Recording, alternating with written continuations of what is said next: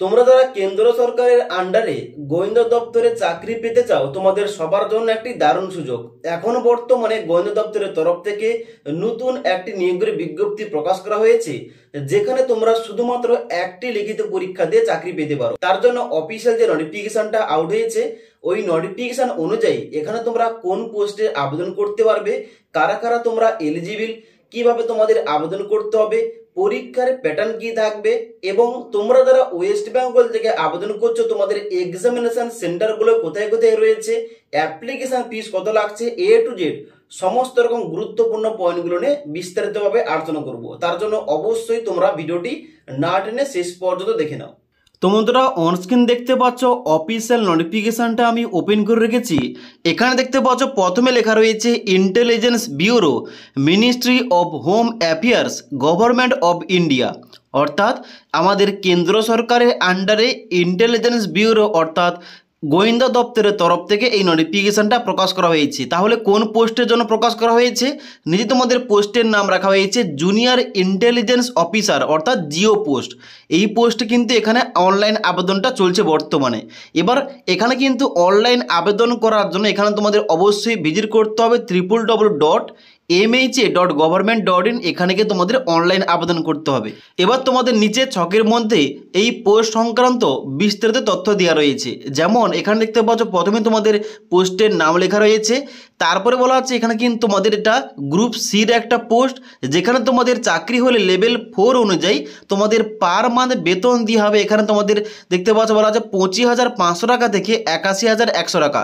এখানে কিন্তু তোমাদের পে ম্যাট্রিক্স দেওয়া রয়েছে। এবার তার সঙ্গে সঙ্গে তোমরা কিন্তু এখানে স্পেশাল সিকিউরিটি অ্যালাউন্স পেয়ে যাবে এবং অন্যান্য অ্যালাউন্স তোমরা পেয়ে যাবে।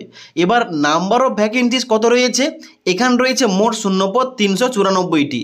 এবার আনরিজার্ভ ক্যাটাগরি থেকে 157টি, ইডাব্লিউএস ক্যাটাগরি থেকে 32টি, ওবিসি ক্যাটাগরি থেকে 117টি, এসসি থেকে 60টি এবং এসটি থেকে 28টি।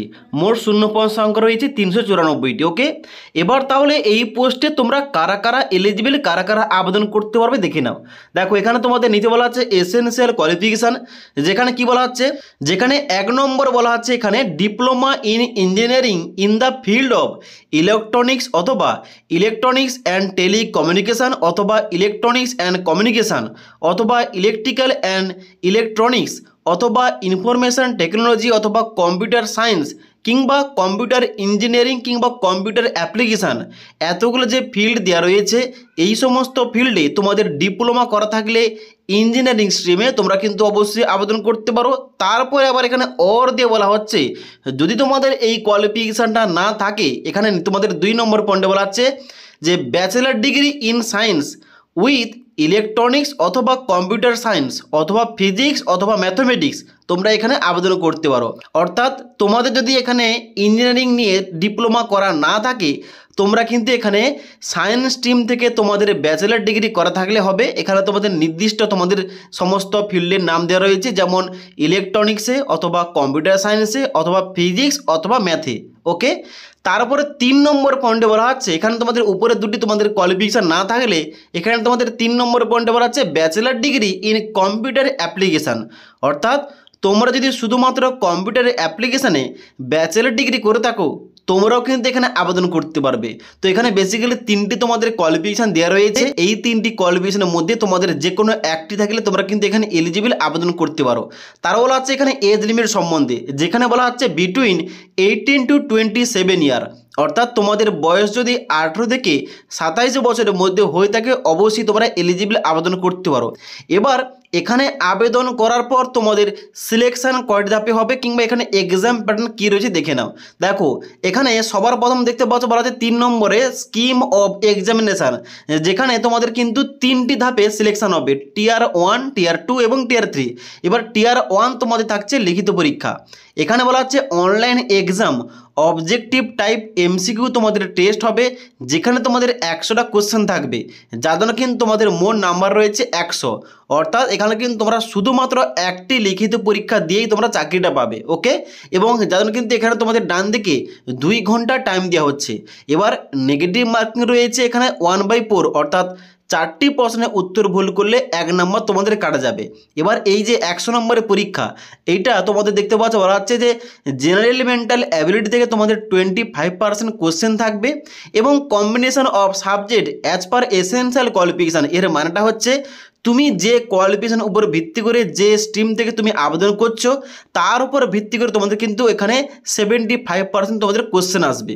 ওকে, এবং সেই অনুযায়ী কিন্তু এখানে তোমাদের 100 নম্বরের পরীক্ষাটা হচ্ছে। এবার এইতে তোমাদের টিয়ার 1-এর লিখিত পরীক্ষা, এইটা পাস করে গেলে তোমাদের নেক্সট থাকছে কি, নেক্সট তোমাদের থাকছে স্কিল টেস্ট। এই স্কিল টেস্টটা হবে 30 নম্বরের। তারপরে তোমাদের টিয়ার 3 থাকছে তোমাদের ইন্টারভিউ কিংবা পার্সোনালিটি টেস্ট, যেখানে তোমাদের নাম্বার থাকছে 20 নাম্বার। এবার এগুলো হওয়ার পর তোমাদের কিন্তু ফাইনাল সিলেকশনটা হয়ে যাবে।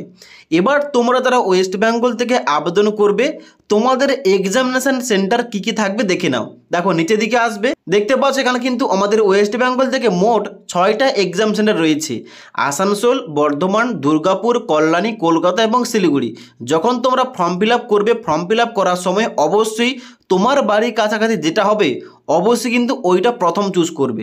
ওকে, এবার এখানে যে অনলাইন আবেদনটা চলছে, অনলাইন আবেদন আগামী 14/9/2025 তারিখ পর্যন্ত চলবে।